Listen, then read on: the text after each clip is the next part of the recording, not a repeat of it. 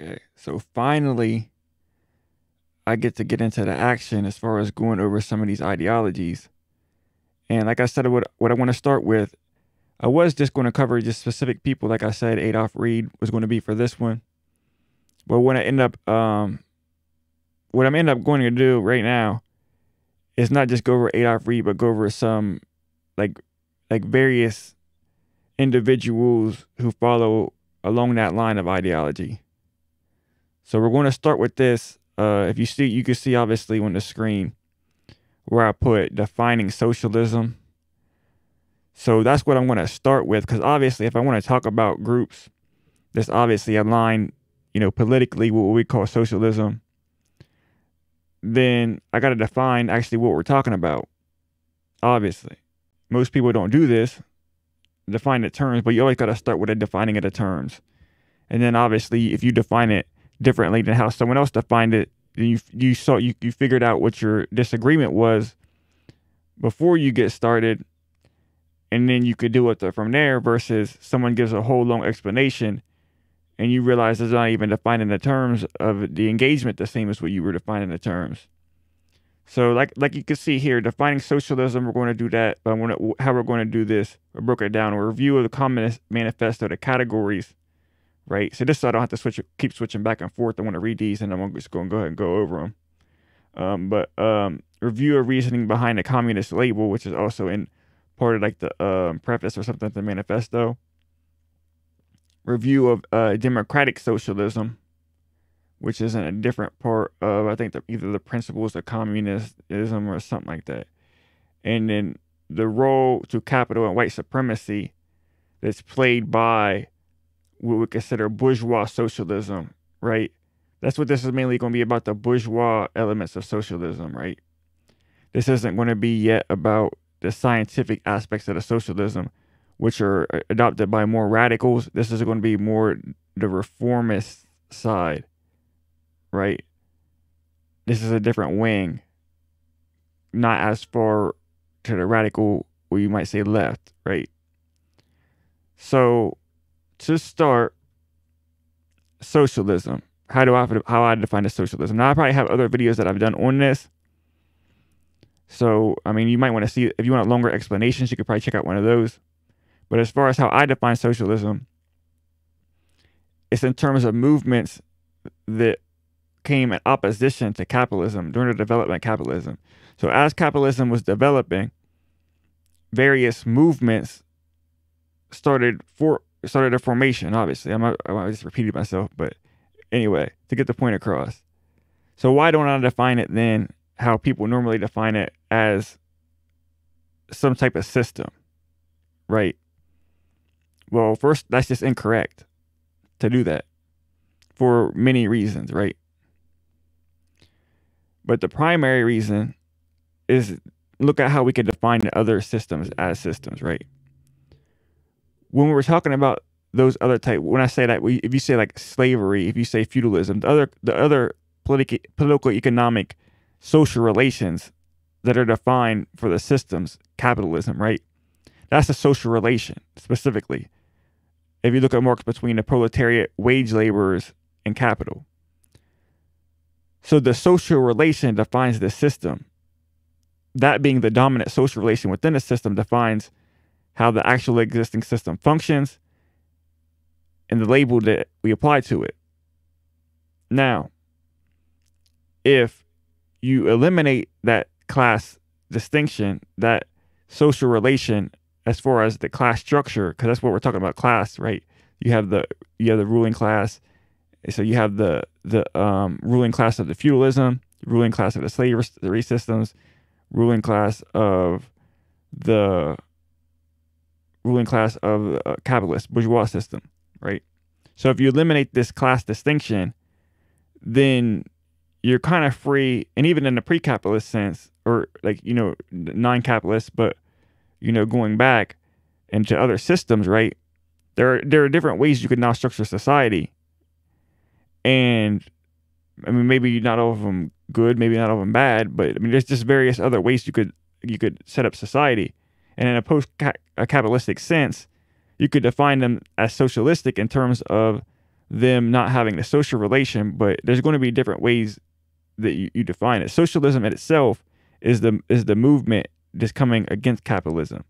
And the distinction, which they're going to point to next, is a communist label, which Marx and them came up with specifically to distinguish between socialism and communism, in the sense that they wanted to differentiate their movement from other movements of socialism that had different goals in terms of how they opposed capitalism. And Marx and Engels specifically called for the elimination of private property and the elimination of capital as like a social relation. It relies on the concept of individual private property, which turns into capitalist property, if you remember my last video, right? So that was their distinction. Socialism became a more bourgeois middle class movement, as they said, and communism still had the title. And that obviously exists today. When people call themselves communists, you know that they're more radical orientation, right? And then people who socialists are more generous.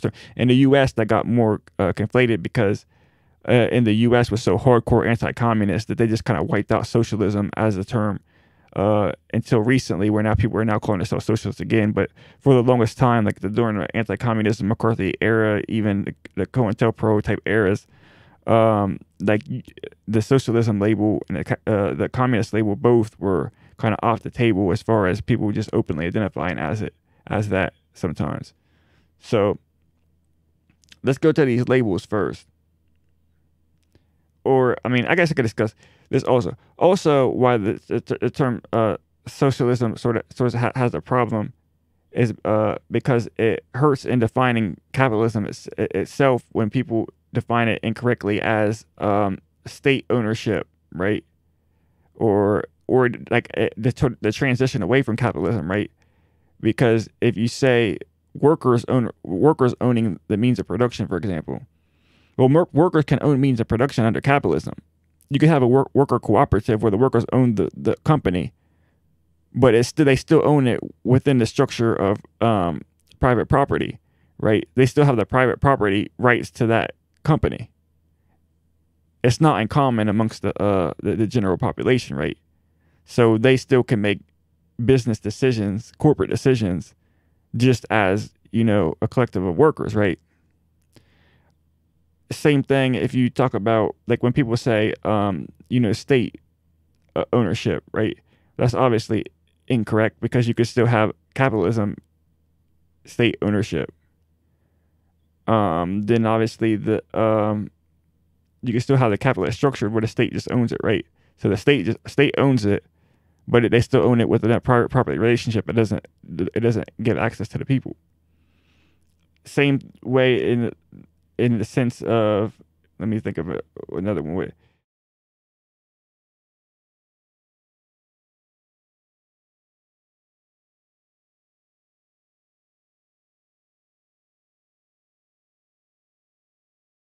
If you define socialism, basically, I mean, those are the major ones, I guess, is define it in terms of, you know, workers.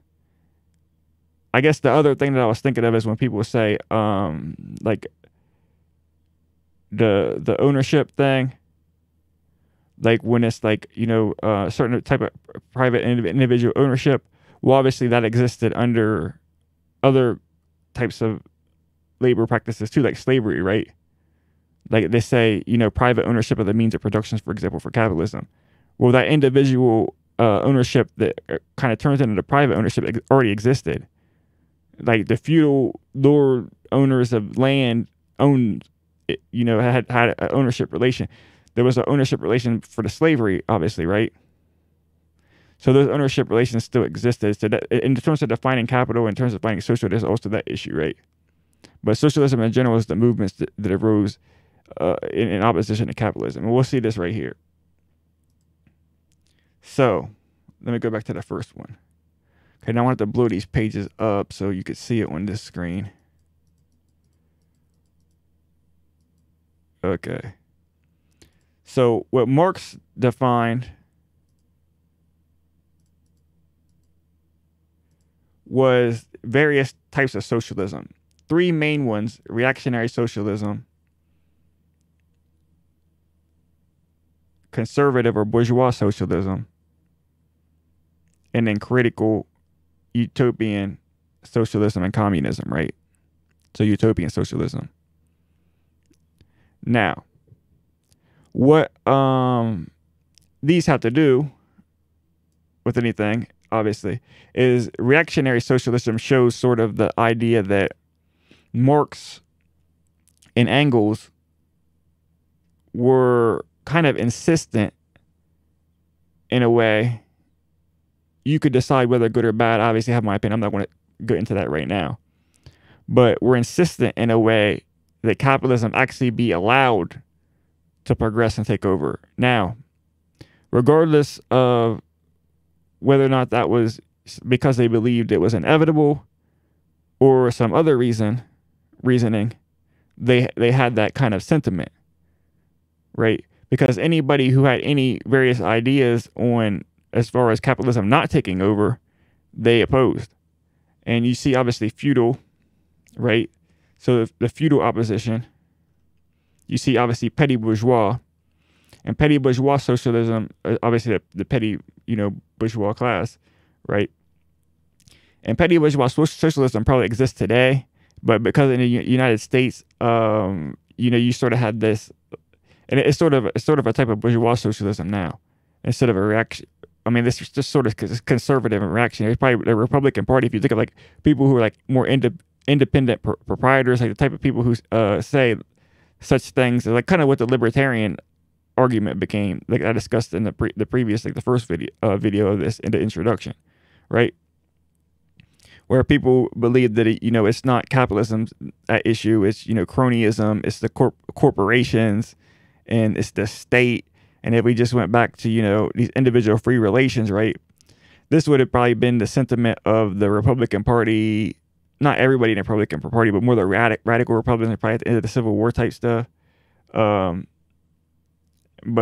I mean, I'm not sure that's exactly how he's defining it, but that's how I think it would translate, like in today's terms. And then you have German or true socialism that he defines. And this is obviously, in Germany specifically, Germany was kind of late to the game as far as capitalism taking over France and a lot of the colonial powers that were already kind of in the game with colonialism, slavery, and the New World, as they would say, America and stuff like that. Already had a colony set up. Which Germany they got in kind of late, like towards the end, where they had the Berlin Conference, and then Africa was divided up, and then Germany got in through there, right? That was a little bit later, and then obviously you get World War I, World War II, obviously, but yeah, that was kind of late to the game. So Germany still had even at Marxist time, I guess, had the option of whether or not they were for or against kind of the impending, depending on if you think how inevitable you think it was, rise of capitalism. So conservative or bourgeois is what we're going to get to. A part of the bourgeoisie, this is specific to this video, so I won't read it. A part of the bourgeoisie is the desire of redressing social grievances in order to secure continued existence of bourgeois society. That's what we're talking about, right? So when you talk about reformism, when you talk about co-opting, in today's world, with ideas of social grievances, of ideas of class politics, you were talking about bourgeois socialism, right? So we're going to co-opt certain elements of anti-capitalist sentiment in order to give to the people or to the masses or to the proletariat something in return for the continuance of bourgeois society, right? And then obviously the critical utopian socialism was the one that we're all familiar with, of the more like kind of like they said utopian, like the founders of socialism and communism. So done with this. Moving on to the next one. This is it was in the English edition. I think it might have been in the German edition too. But this is where they define like socialism uh, like juxtaposed it or kind of differentiated it between socialism and communism in this, right? So when it was written, we could not have called it the Socialist Manifesto, right? They're still talking about the manifesto here. And why is because, let me see, I gotta go back, I gotta go down to get to the point. There, right. Okay, so thus, in 1847, socialism was a middle class movement, like I mentioned. Communism, a working class movement, right? So socialism already started being more bourgeois. That continued over time. Nothing dramatically, I mean, I'm not saying nothing dramatically changed, but a lot dramatically changed, but some things stayed the same. And socialism being more of a bourgeois type of position instead of a more revolutionary working class type system, because of bourgeois socialism specifically, probably over time, that was the issue, right? Okay, and this is the principles of communism. I'm pretty sure this is the right one. I'm hoping, if I scroll down. And I think he might define it in this too, the different types of socialisms. And this is also why I use that definition of socialism, right? Because you can see how there's various socialisms that Marx and Engels said, right, existed, right? So even from their perspective, they understood that there was a rise of anti-capitalist sentiment in which different people fall into different camps as far as how they articulated their opposition, right? So I'm going to go ahead and search this so I don't spend all day on this.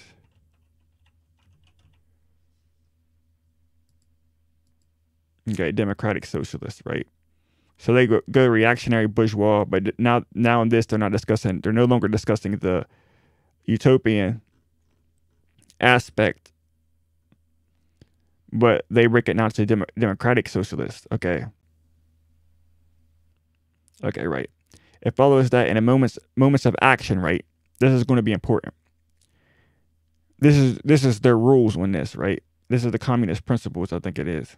Let me see. Let me scroll up to the top real quick just to make sure. Yeah, principles of communism. So same thing backwards of what I said. So let me get back to this. Okay. It follows that in moments of action, the communists will have to come to an understanding with these democratic socialists. And in general, to follow as far as possible a common policy with them, provided that, okay, this is the very important part, provided that these socialists do not enter into the service of the ruling bourgeoisie and attack the communists. Let me read that again. Provided that these socialists do not enter into the service of the ruling bourgeoisie and attack the communists, right? Who favor some of the same measures that communists advocate as described, not only in the transition to communism, however, but as measure which they believe will be sufficient to abolish the misery. Wait.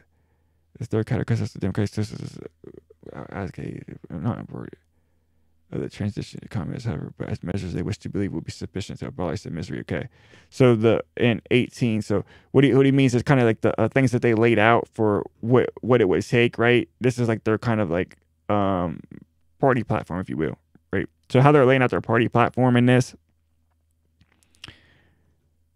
they're kind of laying out for revolutionary means. You know, they're revolutionary, but obviously certain individuals who more, and this kind of got defined over time as like kind of work within the system as like Democrat, like when they say Democrat, they mean like sort of like in the sense of the democratic, like the party type systems where you had democratic socialists or social democratic parties, and there's certain individuals that divide along the line of where they think that these, if we get power and initiate these policies, then that's going to be sufficient, right? Right. So let me see what one. Okay, that's something else now. So that should be good. Let me go back to the social. Okay. So I did these first three, like I said. Okay, the role to capital and white supremacy of bourgeois socialism. I already explained. So I explained what the role to capital and white supremacy of bourgeois socialism is, right? So what I mean by this, and just to give another explanation of it kind of in a different way, maybe for understanding, right, is that as a ruling class, you need a mechanism or a controlled opposition, like I mentioned, right? For controlled opposition. So that bourgeois socialism isn't going to just be like something that existed during Marxist time, right? It's not just going to be something that's just every once in a while. It's something that has to be sort of continually updated to basically function as an aspect of the social system that you have, where you could always tap into at different levels depending on how far you need to go, right? With this idea of having access to people who oppose the system, right? As controlled opposition, right? So people who are going to oppose the system anyway, let's get them into a space where we could utilize them to control this opposition towards something that comes back and that maintains the system, right? Like they said, like I read in the first one, right? To maintain bourgeois society, to conserve bourgeois society, right? And that's what it's really all about. That's why they call it conservative or bourgeois socialism, right? So we need a conservative society by presenting these specific socialist, anti-capitalist sentiments and policies, right?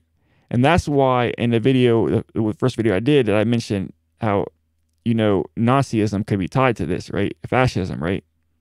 Because besides all the craziness that goes on with, certain fascist movements, usually in the terms of like genocidal tendencies towards particular groups, right? The issue becomes then, minus that, as given it as controlled opposition, it does take on the socialist, not in the socialist label, it takes on anti-capitalism, right? But it just filters it back towards capitalism in general. I mean, it serves as the same function, minus people's thoughts about it, right? And that's not like any horseshoe theory stuff. That's just a delineation between what I believe is actual left radical politics that actually oppose to the system versus stuff in the middle section that appropriates particular ideas in order to control people back into the system, right? And this is all the time, right? This psychological manipulation and mind control that goes on within the system to get people back into these to the main categories like I discussed in the first video. Okay.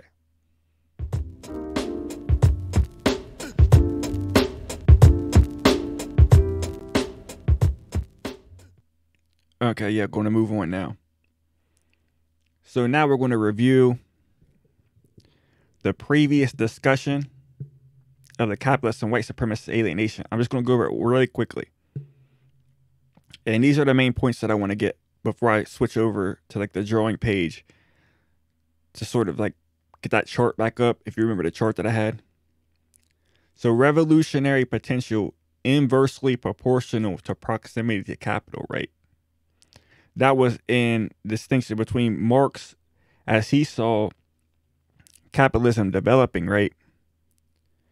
He saw the proletariat that was kind of coming out, that was sort of being put in place by capitalist accumulation when we got to the point of capitalist accumulation and kind of generalized commodity production and the rest, right? You had the positing of the negation, as he would say, with the development of a proletariat, a group of wage laborers brought together by capital that he saw as a revolutionary force. And obviously this is in proximity to capitalist development and capitalist accumulation within core countries, as, obviously where Marx was doing this analysis. England, where he did his analysis. Obviously he was from Germany. France and England was the main ones that he recognized as being more progressively bourgeois, where Germany, like I mentioned just a couple minutes ago, was still not. And he obviously saw that as, that proletariat, the wage laborers having the proximity. But the colonial slave relation, as I mentioned, this is in the last video, as shown by like Fanon and Du Bois, has a antithetical social relation with regard to, and this is what I discussed in the last video, like I want to keep mentioning this so people can watch the last video if they need to, has an antithetical, it's an antithetical social relation with regard to the dominant, just call it, like if you say it white, as white supremacy, right? So the colonist, colonizer, the slave, and the slave owning group of individuals, right? So slavery and colonialism, which kind of go together, right? Insofar as you can enslave the people you colonize, right? So that's the antithetical relationship. And what obviously I mean by that is there's no way really of imagining the situation being resolved other than removing the situation. That's what I mean by that. And was there ever a basis for assuming labor is antithetical to capital? Right? Was there ever a basis for Marx to assume the proletariat as a revolutionary class? That's what I'm getting at. And that's just the question. I would say history's shown that it's not the case. Primarily because there's no antithetical relationship, in the sense that labor can continue working for capital as labor. And that's just in general, right? Labor can keep working for capital as labor. I mean, it's really that simple. Okay. If someone invades your land, the response is going to be different than if you work a job, as we see it today, right? As they probably saw at any point in time, right? The development of the labor relationship. And an example of this would be, I don't know if I had that source up, but I discussed last time where there was a part where Marx was talking about the Civil War and ending slavery in relation to, I think Du Bois talks about this, in relation to what that meant for workers, white workers, in terms of wage laborers, both in England, maybe in the North, in the North in the U.S. at that point in time, or wherever else, no longer having to compete with slave labor in terms of what that meant for their wages, in terms of like the working day and hours and wages and stuff like that, right? Because they no longer had to compete with people who weren't getting paid at all to work, right? I mean, obviously that's still an issue today when you talk about like migrant workers, migrant labor, when they say like Mexicans or whatever taking jobs and stuff like that, or exporting jobs overseas to China. China's taking over jobs and stuff like that, right? It's still an issue, right? So even in that sense, you already see an aspect where there's an issue being resolved through just wages. And then you see issues being resolved through winning the working day. And you see there's issues being resolved as we're done through New Deal policies moving forward, right? You saw there's issues being resolved through a lot of countries, outside of the U.S. have universal healthcare systems. A lot of these countries have at least better higher education systems in terms of affordability, right? And I mean, I guess in some instances they probably have, nothing near the college tuitions and stuff that we have. It's like they have nothing near the medical bills, right? So both of those, and that goes kind of senses, right?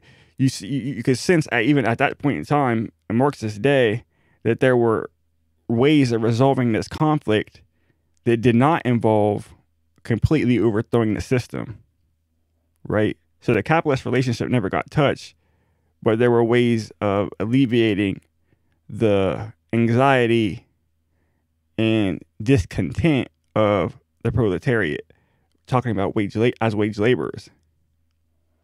There was no better working conditions. There was no amount of access to, food or access to housing conditions that justified slavery. There was no, when the plantation, talking about, working conditions, talking about hours, talking about the system as itself had to end, right? And that iteration of white supremacy through the institution of slavery, that extends to the rest of them, right? I mean, mass incarceration, Jim Crow, any of this type of stuff, right? Doesn't matter what it is, any of these structural issues in society that you could point to, institutions that you could point to, right, that exist, where one group of people have a different amount of rights that don't basically, where the rights don't like straight apply to them, right, in the same way as everybody else, where human rights are denied to them, different than other. There's only one way to resolve that issue, right, and that's primarily to overthrow the system, right, because of the antithetical relationship that exists, right. Take, for example, right, and I wrote this up before, a package basically for reparations. Like, what would reparations look like when people was asking that question during the last election cycle? And my conclusion I came to was there's absolutely no way, because of the harms, because of the crimes that were done against, black people in the United States, from slavery, the slave trade, Jim Crow, recently the mass incarceration, the theft of wealth, the exclusion from, ownership of their own creations and entertainment and, music, the, obviously the wealth from slavery that was created through the banking system, through insurance, major insurance, through like exclusion through Jim Crow, housing, and all this other stuff. The amount, and obviously the actual physical like damages, like harm done to human beings in terms of the total, deaths, the lynchings, the, victims of, murder by, police officers, assassinations, right?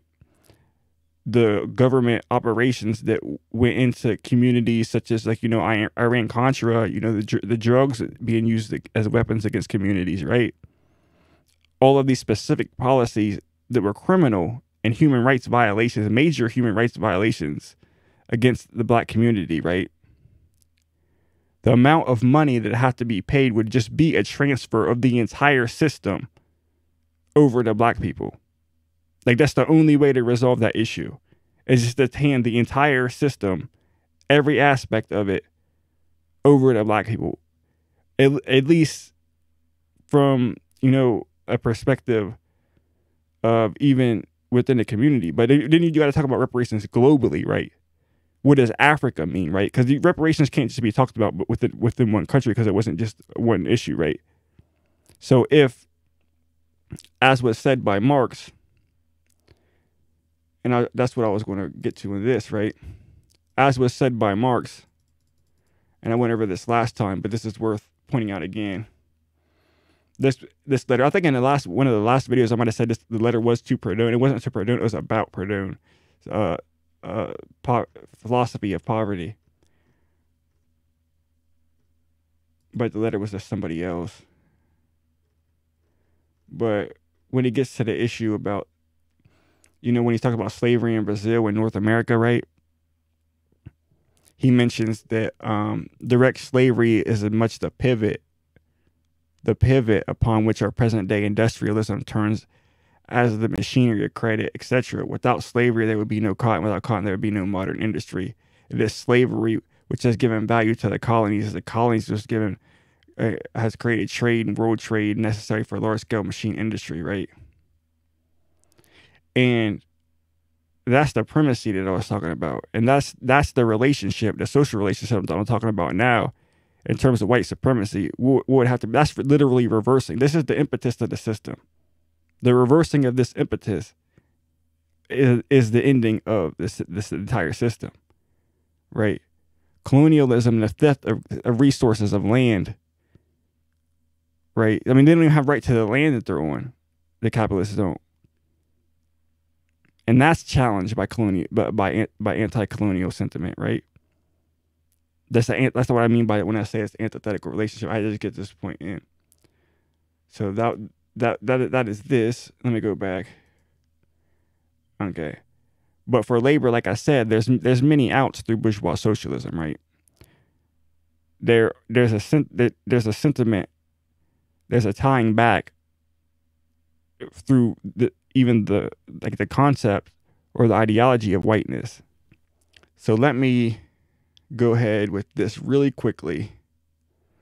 This is just for understanding. This is basically what I explained, right? But what I wanted to just put up here again, right, is the understanding of capitalism and white supremacy isn't one that's understood separate from one another. Like if you remember me going back to the Virginia laws, which in the 1660s defined that a black woman who is raped by a white man, the child is still enslaved. Slavery defined, within that social relation of following this lineage of blackness without the out of that, plus it baptized in Christianity, is not considered. So that relation in which you could be English and you could be a Christian, but if you fall within the category politically of blackness, within the legal framework of blackness, you no longer have access to this aspect of society. You're stuck on this aspect of society. So you could be the son or daughter of a slave master, Thomas Jefferson even, but your reality, same religion, same genes, same DNA to a certain extent, right? But your reality politically is defined, and socially and economically altogether in its totality is defined according to this status, right? So that's what I mean by both the antithetical relationship and what I mean by the proximity, the capital, and what I mean by capitalism, white supremacy. So the social relation isn't being denied here of the alienation between capital in terms of the split between labor or the proletariat and then obviously capital, and then capital obviously dominating the social relation. But it's just the sense that through this category, blackness is tied within this social relation, and white supremacy is tied within this social relation, such that capitalism basically becomes a politically economic wing of white supremacy that's built on the structure of whiteness and the black or the slave or the colonized, or however you want to categorize this.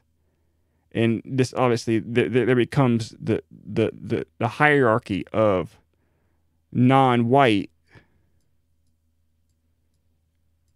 but also non-black, right? So anti-blackness in this sense is pervasive throughout, right? And then whiteness, in a sense, this is important too. It's socially constructed and it's politically constructed. So when it's socially constructed and politically constructed, you can't get your mind confused around the notion that a person could be black in a sense, right?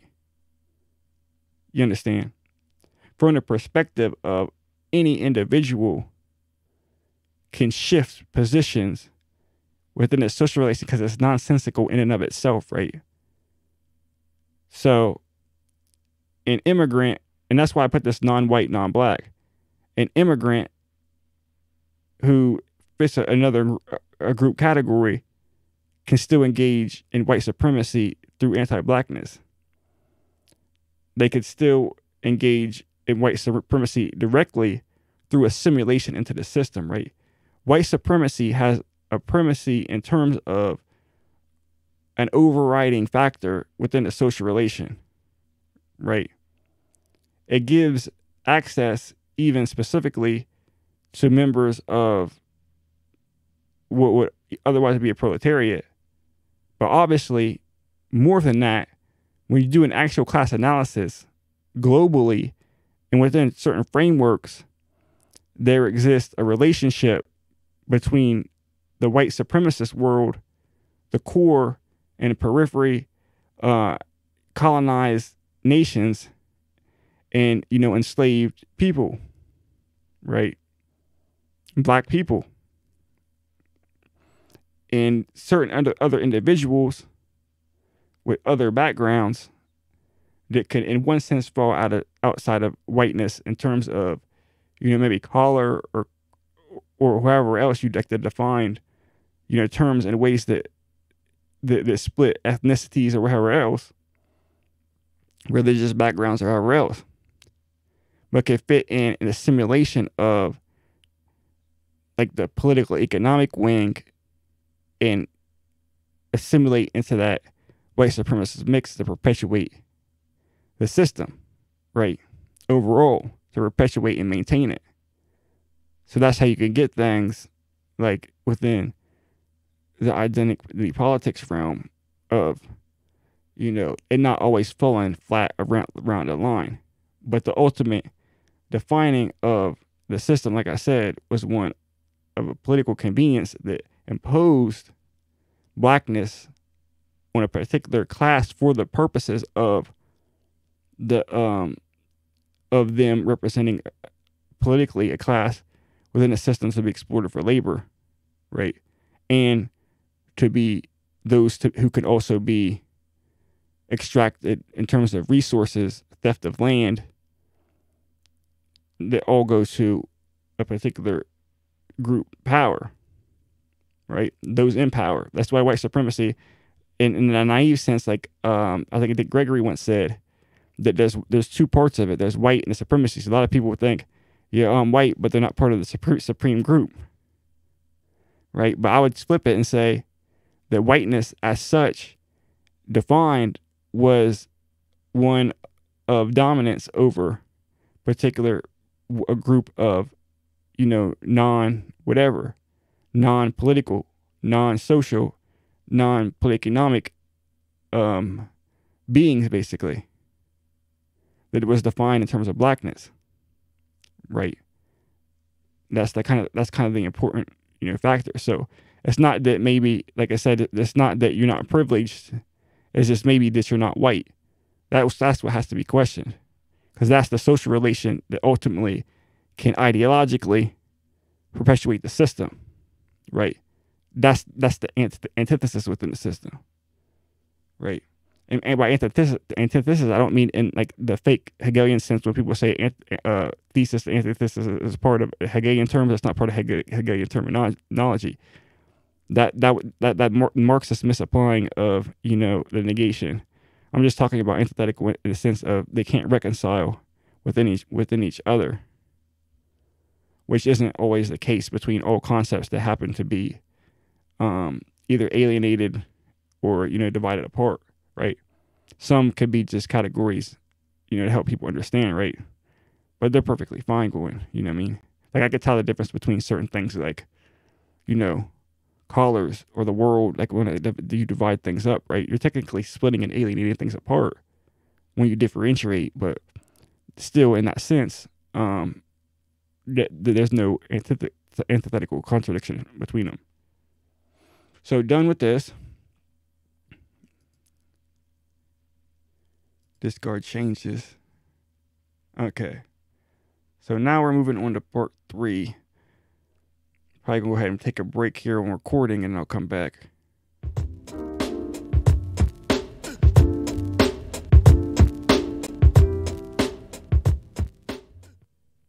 Okay, moving on. Okay, the integration. Okay, this is going to be a different. I did a series of articles on my website on integration. I did a video on the YouTube channel. I think it might have been like, I don't know if it was breaking ideology of integration and separation or something like that a while ago. But I never, then that was before I wrote, I think it might have been before I did the articles. But I never did a breakdown of the actual articles, even though I thought that they were very like vital and important. And I noticed in doing my, not even research, but just in watching the videos, kind of going over the ideas that these different individuals had that I was going to respond to for these breakdowns, I noticed this issue keeps coming back up with integration. Because it's such like a key concept in history, but I think it's like a myth a lot of times. It just became a term, right? It didn't really have, I mean, the meaning behind it, right, was always kind of erroneous. So I did a series sort of on that like thing, kind of like in general, between like separation and integration, kind of as a false dichotomy. And it's very relevant, but I just never went over it. So as you see here, this is the history of integration. If you want to come to the website, the Eliatic.com, there might be a link on the YouTube channel, but the history of integration series, and I have an introduction, have the abolitionist objections to the colonization society, have Booker T. Washington, Du Bois, Garvey and Du Bois, NAACP and Du Bois over different eras, King and Malcolm, Nation of Islam versus the mainstream civil rights. And then I did like a kind of a conclusion, which I probably don't even agree with half of the things that I said then. That's why I used to be against writing things down, because you say things, then your mind evolves constantly. So you learn more things, you change your ways of thinking, you develop a more advanced analysis. Now you don't even agree with the things you said in the past. And people could get confused by those things that you said in the past when you updated your own strategy and ways of thinking. So the history of the integration thing, I mean, I'm not going to go over this here, but I will probably, after I'm done with this series, do one on this where I just kind of go through each one. So let me see where we're at with this. Okay, these are the major points. There was so much videos with so many different good points and good arguments coming from these like individuals specifically. When like This Is Revolution podcast. And I mean, obviously I'm probably not going to go through all of it. It's just way too many videos. Like if you go through each one of the ones, the videos are over hours. I'll be like freaking like 5, 6, 7 hours worth, 8 hours worth of me trying to do this. So I'm definitely not probably going to do that. So I just kind of, the major points, right? Let me just go over the major points, just in case I don't even go over that stuff at all. I'll have a video together with just attacking the major points. And obviously Adolf Reed was in these, but there's other people who ended up being in these videos, right? As well, right? Obviously the hosts, and then different other individual academics. I think one of the ones, Cedric Johnson, and then Preston Smith, I think they interviewed, who Adolf Reed mentioned as helping his analysis. And obviously, so the major points that keep coming back, this is an issue that I see them keep making, and like the issues they keep bringing up, and this is just for people to think about, right, in relation to the stuff that I mentioned. They point to the issue, like in a lot of times, very good articulations of the issues with race in terms of, reductionism, nationalism, identity politics, which I had to abbreviate, but I was running out of space, but ignoring the issues that class can create the same way. I think I mentioned this in the first video. And what I mean by this is that obviously, if you reduce things to race such that the political, economic, and that's like kind of even just kind of like an obscure simplification, right? But if you ignore things with the race issue to the point of just ignoring political economy totally, which is obviously completely different than what I did, right? I did like a whole detailed analysis of the political economic, of alienation within capitalist relation and Marx's work, right? But I mean, there can be cases rare cases where this is done, or where this is done to a medium range. And it's the more realistic is like it's this medium range where it's not that race is being ignored. The class is being ignored completely, but there's this kind of like maneuvering in such a way that often even the race issue gets obscured, but then, and I'm talking about on the left radical side, the race issue can kind of even get obscured, but then the class issue and understanding of Marx and Marxism can even get obscured too. So, but that definitely, so they both can get obscured in this, these type of kind of movements, especially the nationalist type movements, right? And then obviously the issues with race reductionism can come back to identity politics, which doesn't even, in a sense, kind of contradictory to how they might even view it, even benefit race. Identity politics doesn't benefit. The blaming of identity politics on race is like the most completely wild, bogus thing that I could think of doing, because if you look at when identity politics developed in the post-civil rights era, Black people weren't really necessarily included in any of that. None of the policies, because they talk a lot about race-first policies. I mean, I'm not saying that there was no benefits to a particular group of Black people. I'm just saying that group of Black people was so small that the benefits of going towards them could have just been, handouts to like a specific small group of people in general, without the Blackness even being involved, because the specific type of Black policies just didn't exist. Most of the policies that existed during that time were like entirely anti-Black. Like entirely anti-Black. The type of politics, the type of rhetoric that was going on during the Reagan era, even with Democratic majorities, it was all racist and anti-Black. During the Clinton era, it was racist and anti-Black. That's not even like fathomable, the notion that there wasn't just racism and anti-Blackness going on during this period. There was like the liberal myth and ideology behind the civil rights thing is that there was these huge gains won, and like kind of now let's move on to the next, right? But if you move on, for example, to feminism, minus the issue with, Black women being sort of elevated and they get into that kind of gender war nonsense, right? White women and thus white men can be pulled in through the feminist aspect, right? You got white bourgeois feminism. That's what's going to win.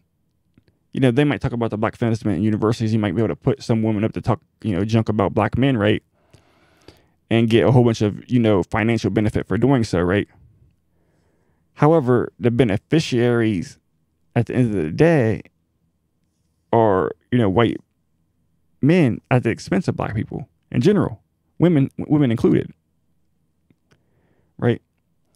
In addition, you could add in the LGBT elements, right?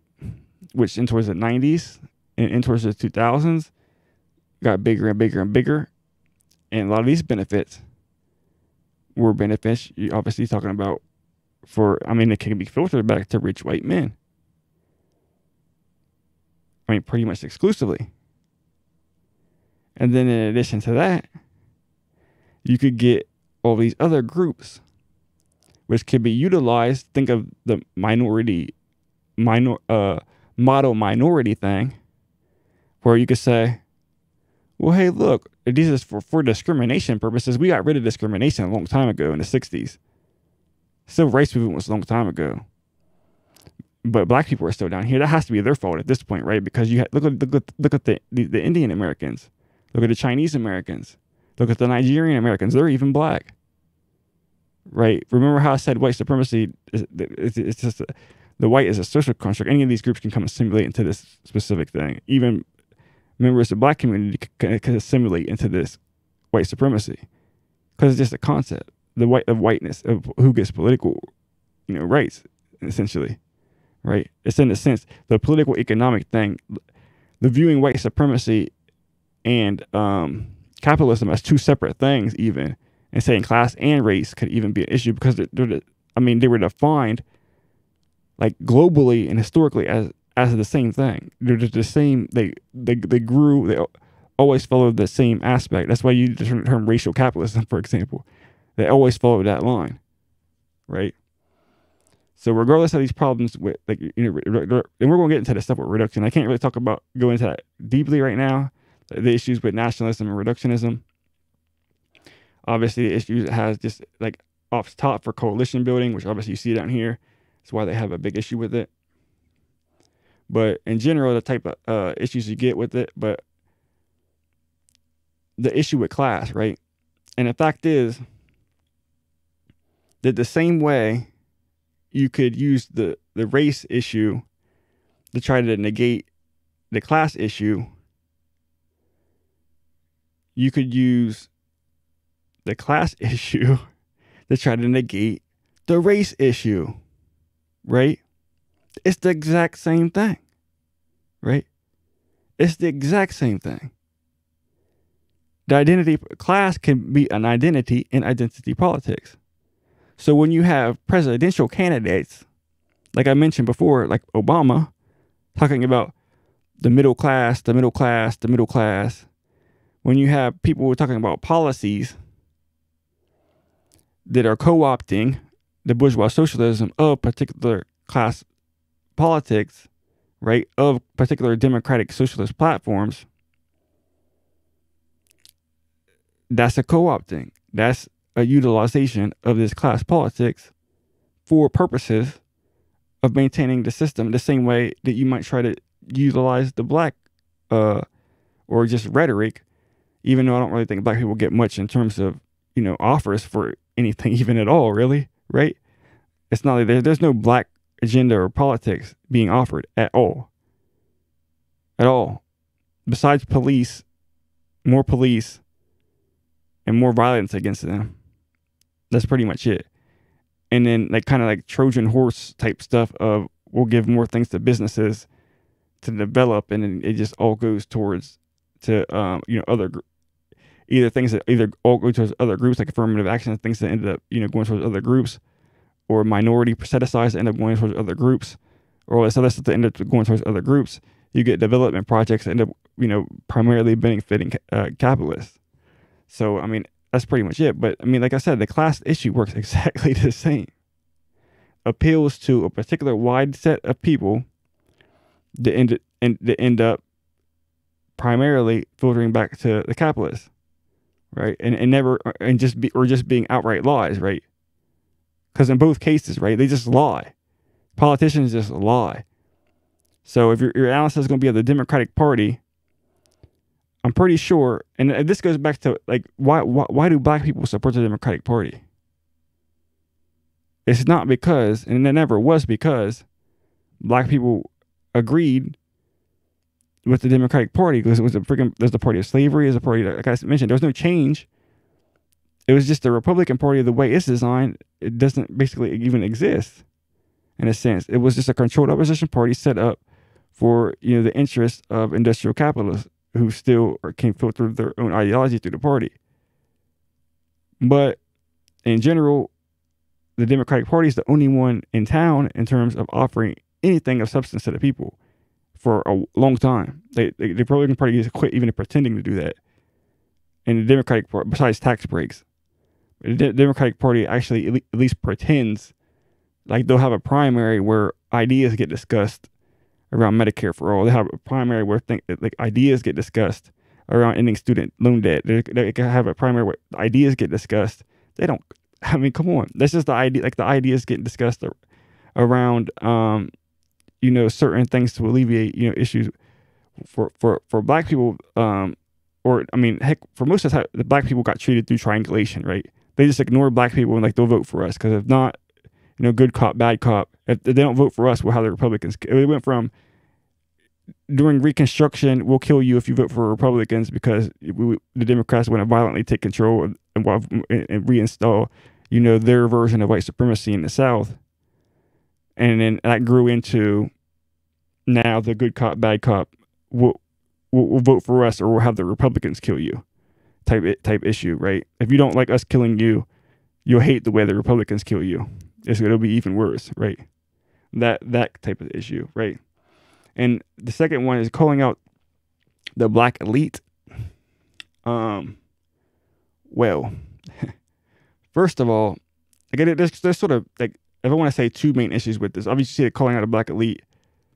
The one main issue, well, I guess there's maybe two, one A and B, and then two the second side. So the first issue is, one, like this isn't like even a thing that you have to convince poor black people of, like at all. And this kind of ties into the B part, and that is because poor black people know the elite black people in these particular industries, and like besides the people who are petty bourgeois or petty bourgeois aspirational, like the actual like core poor black people, like you're not going to have a hard time convincing any of them about Oprah or Jay-Z or Diddy, right? The celebrities. You're not going to have any issue of convincing them about Democrats. At this point, you're not going to have any issue with about Obama, right? Like that's like an upper class type black thing. I mean, amongst poor black people, if you're hanging around poor black people, there's nothing that you have to do to convince them that Obama didn't do anything for black people. There's nothing you have to convince them to do that Jay-Z probably doesn't have the same interests as everybody else. There's nothing you have to do to convince them that a lot of that Jesse Jackson probably was, doing some foul, that Al Sharpton was probably doing some foul stuff, with particular, individuals allegedly or whatever, right? As far as, their politics, right? Of the race hustler type politics, right? You know what I mean? I mean, at a certain point, they quit showing up because every time they show up, like you had backlash from, the black community as far as not wanting to see them keep showing up to some of these, protests and stuff. They had to get new faces in there, right? The Jesse Jackson stuff got so old that, they had to bring in to Tamika Mallory's and the My Son type people to bring in, because the black community, we don't know them yet, but now they're probably getting a little bit more issue trying to go into particular spaces, right? Because people are starting to figure. So that type of game that they're claiming is being played against, or not being played against working class black people.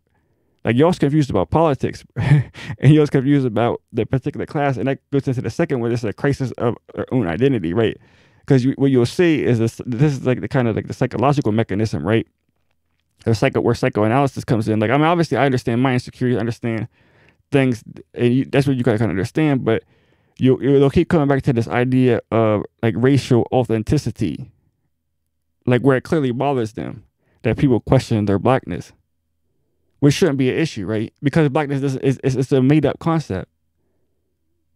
And though at the same time argue that race is a social construct, though at the same time argue that race doesn't have this like kind of primary importance in comparison to class, right? Or to a certain extent, class needs to take this forefront. And at the same time argue that, at least Adolf Reed in a sense argued, well, there's no such thing as like, culture and stuff. But then have an issue when you come back to the authenticity issue. Well, if you don't think any of that stuff kind of even matters, well, why would you matter if someone considered you even black? I mean, you just would. If there's time it's the racial authenticity where we're questioning blackness of people, and you kind of think, oh, that's kind of, anyway, it just shouldn't even like be like what you could tell bothers them, right? Because you'll see questions about that. And I think that's what it comes back to, because they represent, in a lot of sense, the black elite. And it's not like that they're trying to hide it. It's just that there's kind of like a conflict between these two aspects of identity, right? There's the trying to belong to a particular black community that represents a large section of the masses who they claim to want to have engagement with and be representatives for, but it comes back to the old, Cedric Robinson analysis of where he said Richard Wright was coming up with, in comparison to Du Bois, for example, that was coming more from of the working class background versus for the working class background, which I don't know how much you want to agree with that, but it sort of comes back to that, in the sense that, where are they coming from in terms of their background specifically. And a lot of times it's kind of an elite. And what it ends up serving the purpose of doing a lot of times is, if you look back, for example, to the reparations issue, which in terms of like, providing, you see them coming out with videos criticizing the race stuff simultaneous to movements asking for black people to get reparations, right? And what I say about reparations earlier, that through my articulation of the issue, this would be something that would basically be the end of capitalism. Well, not, I mean, if not the end of capitalism, at least the end of capitalism as we know it, right? I mean, just in terms of how much you think that if black people got power, that they'd revert back to, you know, particular things. But I mean, it just being the end of the society, that's why it could never happen, right? But then you got them arguing against it happening, right? I mean, in my mind, it's an antithetical relationship, as I just mentioned, as I just described. So they obviously don't see it that way.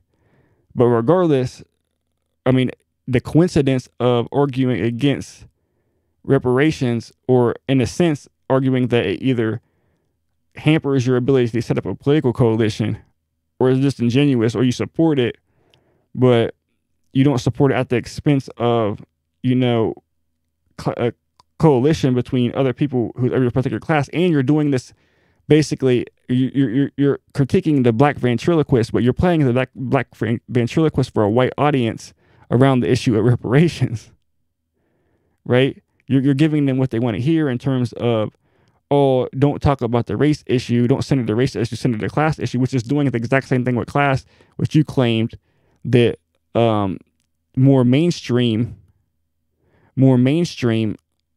democratic people do with race. So they're playing the race card against, in these elite circles, the MSNBC circles, but on social media and like YouTube, you're doing interviews in the alternative spaces.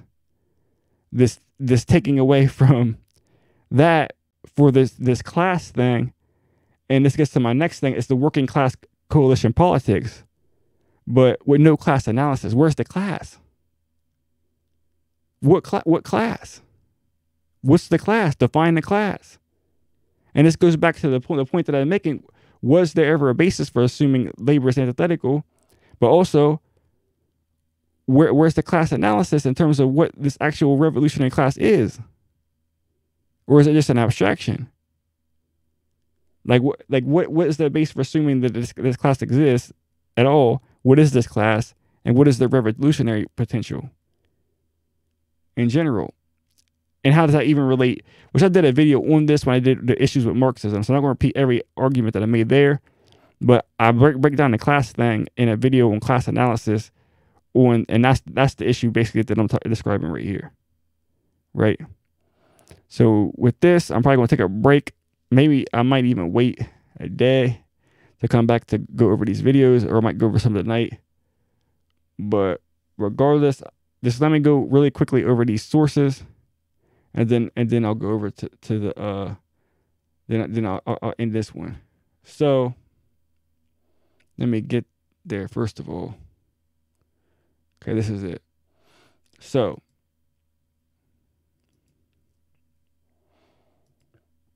some of these are not yet what I want to discuss. Okay, I'll go over these in terms of the issue with class, right? Oh, and another thing that I wanted to mention. Okay, so another thing that I want to mention real quick is that if I go back to this issue, I have to work this in. So remember how we was talking about assuming the labor is antithetical, right? So Marx makes this assumption, right? And from the time of Marx, if you ever been in an argument, I used to be a liberal, I kind of made my way up, right? I thought through each. That's how I kind of have a good understanding of all these different ideological positions, because I've been literally at every single one of these ideological positions, right? Or I've at least argued with people extensively who have those ideological positions, right? So kind of on my way up, the first thing that I ever learned about Marx is how was he wrong, so wrong. And that's kind of one of the things that against Marx, he was wrong about, the proletariat taking over capital, right?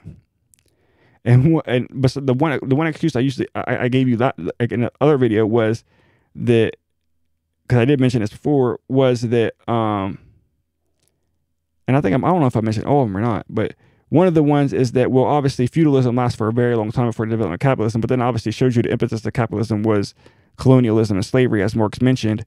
So from that point in time, there was tons of revolutionary activity, like actually tons. Like there were tons of different things going on. And I just mentioned big ones, but there's obviously tons of from the slave revolts and, obviously all that type of stuff that I didn't even mention, right? Just all the type of like little rebellions and, suppressions and stuff going on and, like violent and nonviolent revolutionary type activities, right?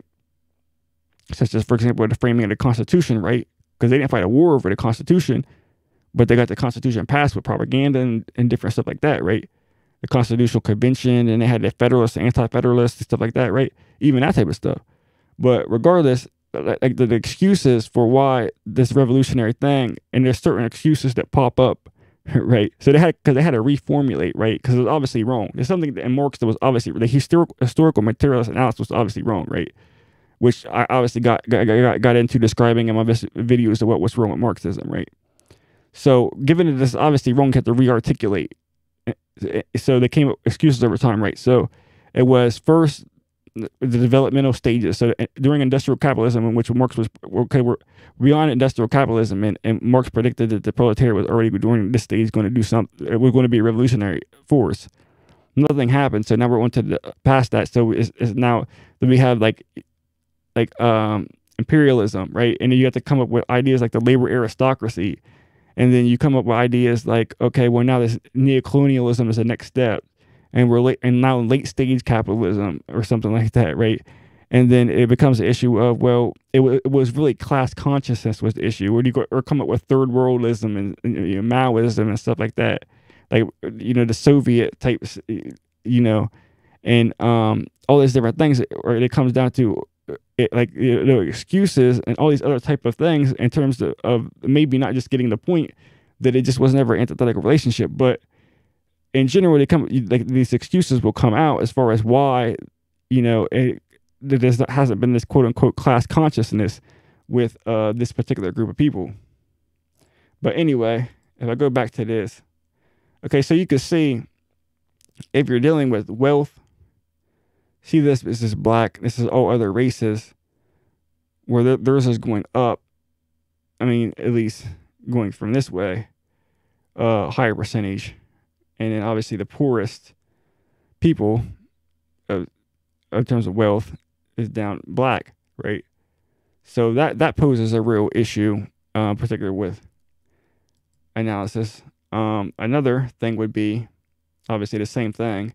In terms of household wealth by race, this might be like something similar to what we just showed you, but richest 10% of non-black, you can see how low the black percentage is, and making up, a substantial size of wealth, right? And then you have, for example, median net worth, right, with white. Let me blow this up. Right.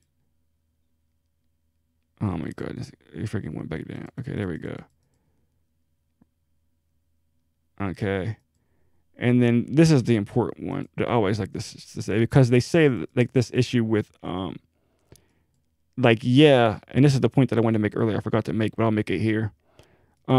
Yes, black people at the top have way, way, way more, probably even percentage-wise, than what black people at the bottom have.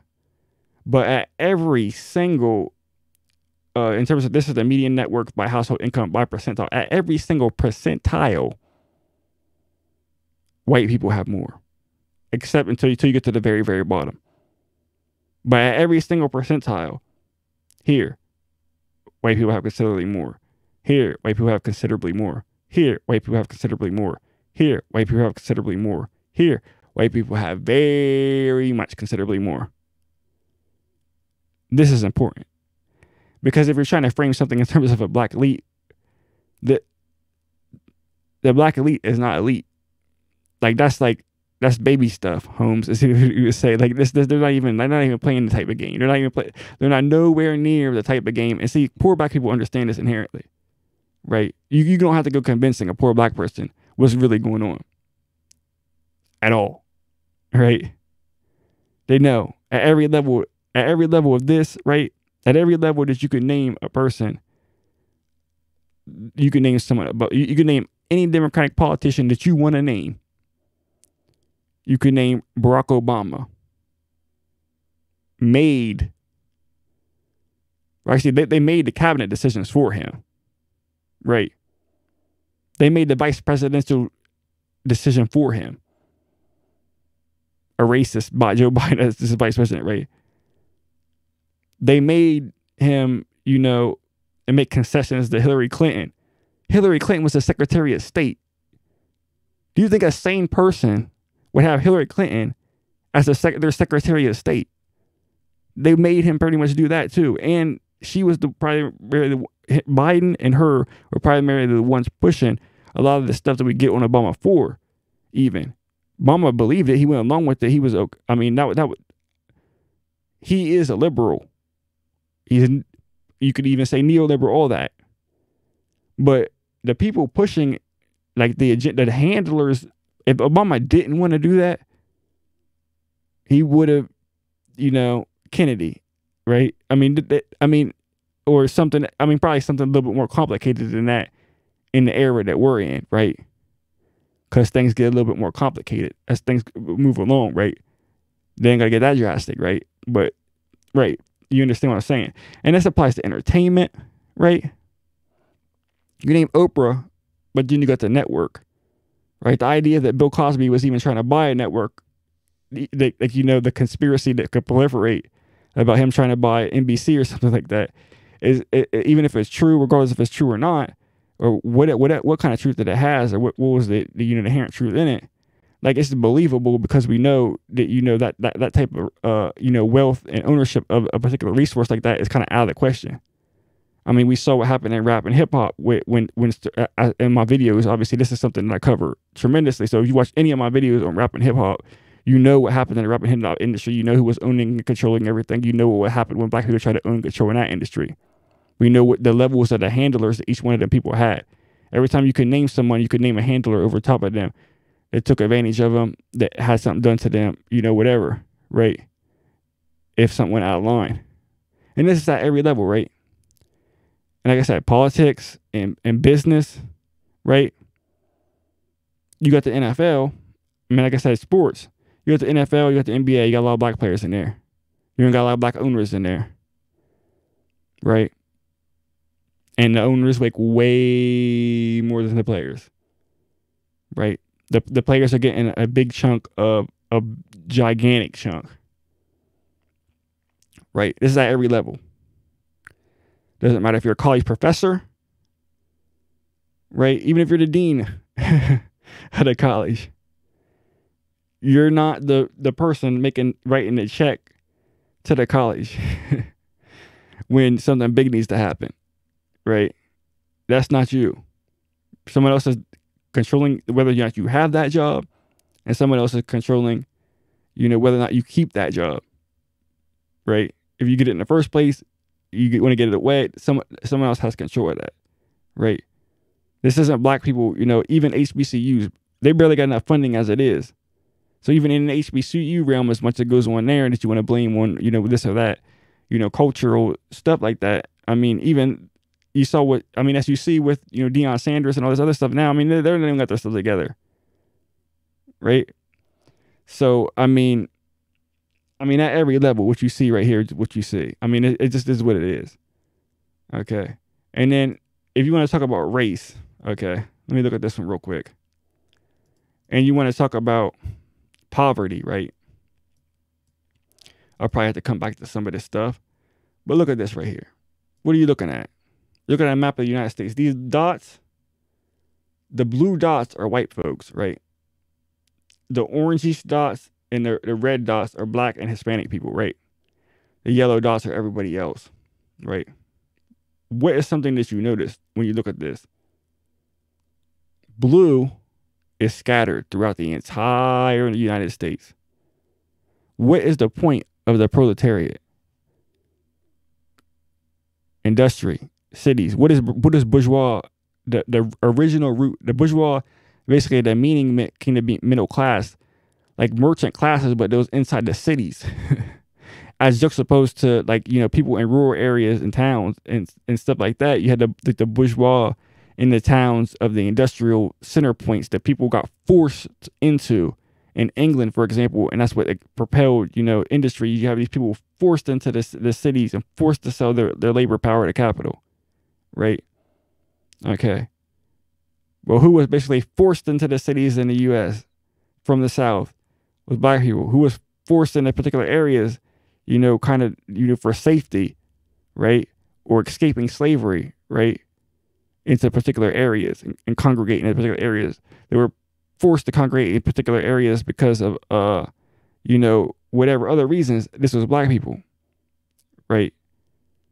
Now, I'm not saying that white people didn't come, but I'm saying when white people did come to cities, eventually they started getting benefits. They started getting, you know, the New Deal type benefit. Eventually, they started getting, you know, welfare type benefit. And when they were getting those benefits, there wasn't people coming along to say that, hey, now we got a lot of welfare queens out here. We need to start cutting these checks are going out too much. We're in debt. We can't be doing all this relief, right? They want to talk about, oh no, we don't got enough money to do any type of, you know, reparations or any of this other type of stuff, right? Well, no, can't do any of this type of stuff like affirmative action. I was, oh, we can't. What is it? What is that? We did the affirmative action stuff, and you know, black people already had their chance. You know, we gotta cut that stuff out, right? I mean, come on. You see what I'm saying? And this is scattered, right? So if you're trying to have like there's a lot of white people. There's a lot of poor white people, right? But the poor white people are scattered all over this, and they're in areas where the living standard is a lot lower. So they're poor, but they're less poor relative, right? These black people are Atlanta. Atlanta's getting more and more expensive. You know, these areas in Florida, these areas in Texas, right? The big cities, right? Obviously in Ohio, you got Cleveland, you got Toledo, you got Cincinnati, you got Youngstown. Obviously Chicago, Detroit, right? I mean, you see the areas that you could even see that black people are concentrated. You could see when the map zoomed out, right? Because obviously you see these areas are light blue for a reason, right? Because there's less people there, but it's scattered.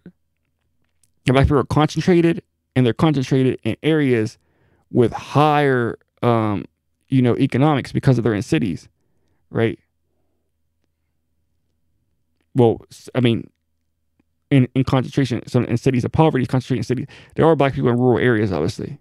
I mean, especially in the South, right? Because you can see that right here, right? In the South, there's black people. In the North, there's black people in rural areas too. Just less, right? As you can see that. And then here, this is the same thing. I mean, I don't need to keep going over this stuff. As you can see, that when you break it down, and this is the thing, all the stuff that I broke down last time, and thing about class. If you want to look this stuff, just go to the video about class. One of the things here you can see, obviously, where manufacturing went up, but then it's in decline. Most of the stuff that's available now is in professional services. That's what these show. These are services, right? These aren't the classic, like the proletariat that Marx imagined is no longer. You have to re-articulate your version of class. It has to make sense. Like the large industrialized core of workers, like smashed into these cities, working these, like, for, you know, U.S. Steel and, you know, the Standard Oil or any of these other type things in the U.S. or that whatever they was doing in Europe, the big corporations like this that has all these people and the rich people living on top of the hill and all these poor people living at the bottom, smashed in these cities, forced to sell their labor power and these manufacturing and these classic production jobs, that we're in a completely different situation now, completely different. And then these are the incomes. And as you could see, this is black, so you can see against it, right? So, I mean, there's a very small percentage of people, or at least a lower percentage, particularly when you're looking at white people that are making under, at each level, that are making under a certain amount than over a certain amount. So, I mean, that plays a pretty major factor when you're talking about whether or not these people are going to, you know, be any type of revolutionaries.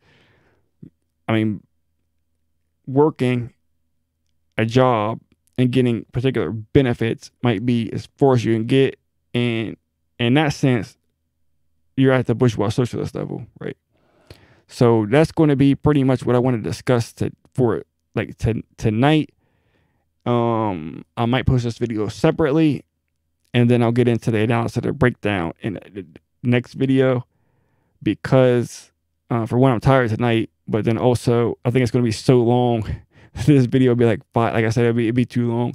So I'm going to go ahead and be out of this now, and then I'll come back with the other videos.